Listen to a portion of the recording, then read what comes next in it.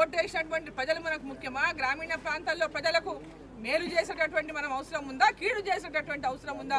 ఒకసారి ముఖ్యమంత్రి గారు ప్రశ్నించుకోవాలని చెప్పి సందర్భంగా నేను తెలియజేస్తా ఉన్నాను. ఎందుకు వాళ్ళ మీద అంత దౌర్జన్యాలను చేస్తూ ఉన్నారు? మీరు ఆ ప్రాంతం వాళ్ళు కాదు, వలస వచ్చిర్రు కొడంగల్కి. కొడంగల్ మీరు పుట్టింది కాదు, పెరిగింది కాదు ఆ ప్రాంతం.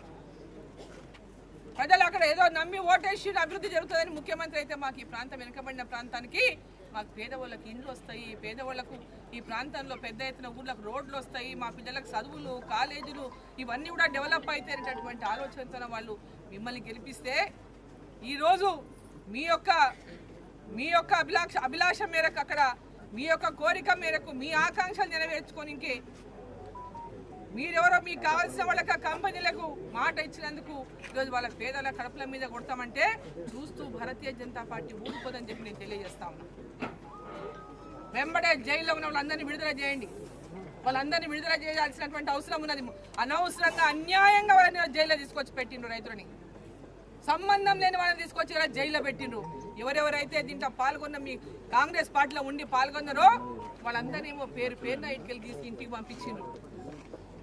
ఆ రోజు పార్టీలకు అతీతంగా రైతులందరూ కూడా ఏకమై ఆగ్రహవేశాలకు గురైపోయే సంఘటన జరిగితే ఆ సంఘటనను సమీక్షించుకొని ఆసారి సమస్యను పరిష్కరించాల్సింది పోయి దౌర్జన్యంగా రాజకీయం చేసి ఇక్కడ ఏదో అడ్డుకుంటున్నటువంటి సినిమా చూపించి ఎట్టి పరిస్థితుల్లో ఫార్మా తెస్తాననేటటువంటి ఒక మొండితనానికి పంతానికి ఈరోజు మీరు పోవడం అనేది ఏమాత్రం సమంజసం కాదు.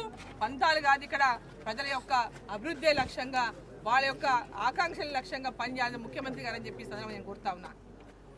రోజు రాజకీయాలకు అతీతంగా ఈరోజు సంబంధం లేని వాళ్ళందరూ తీసుకొచ్చి మీరు లోపల పెట్టిన ఒక్కొక్కరితో మాట్లాడినాం. వాళ్ళ గోడు వింటుంటే వాళ్ళ గుండె కోత వింటుంటే ముఖ్యమంత్రి గారు వాళ్ళ యొక్క ఉసురు పోసుకోవద్దండి, పేదల ఉసురు పోసుకోవద్దు. పేదల ఉసురు పోసుకొని కేసీఆర్ ఇంటికి వెళ్ళిపోయిండు. మీరు అధికారంలోకి వచ్చి 11 నెలలు అయింది, అప్పుడే పేదల ఉసురు పోసుకుంటున్నారు. పేదల ఉసురు పోసుకోవద్దు. ఇప్పటికే మూసీలో మీరు కూలగొట్టిన ఇండ్ల దగ్గర పేదవాళ్ళు దుమ్మెత్తి పోసిండ్రు, శాపనార్థాలు పెట్టిండ్రు. పేదల శాపాలకు గురి కావద్దు. పేదల శాపాలు ఏమాత్రం కూడా అవి శాపాలే నిజమైపోతాయి. తర్వాత ఆ శాపాలకు గురి కావద్దు. దయచేసి ఎంబడే రైతులని ఎట్టి పరిస్థితుల్లో కూడా వాళ్ళని ఈరోజు ఏ విధంగా హింసించిండ్రో, ఏ విధంగా కొట్టిండ్రో పోలీసులు. వాళ్ళు గర్భిణీ స్త్రీ నా భార్య గర్భిణీ ఉందంటే కూడా వదిలిపెట్టకుండా తీసుకొచ్చి స్టేషన్లో పెట్టిండ్రు. అమ్మా నా భార్యను చూసుకునే వాళ్ళు ఇంటి దగ్గర ఏడుస్తున్నాడు. ఒక ముసలాయన ఉన్నాడు, అమ్మా నేను ఏం చేసేదని తీసుకొచ్చి లోపల పెట్టానని ఏడుస్తున్నాడు.